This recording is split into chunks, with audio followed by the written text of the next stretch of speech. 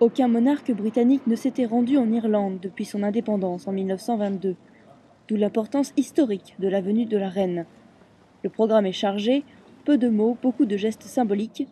Dès le premier jour, Élisabeth II a déposé une gerbe en hommage aux victimes de la guerre d'indépendance, avant de s'incliner devant le monument.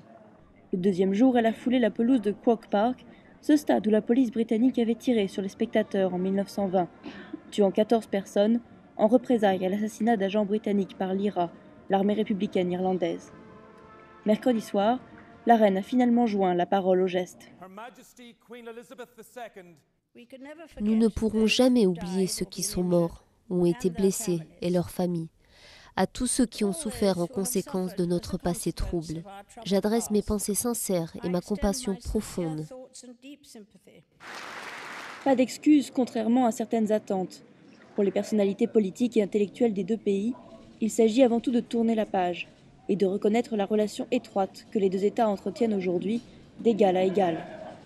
Pendant toutes ces années, l'Irlande a essayé de se définir en tant que pays séparé de la Grande-Bretagne, en tant qu'indépendante.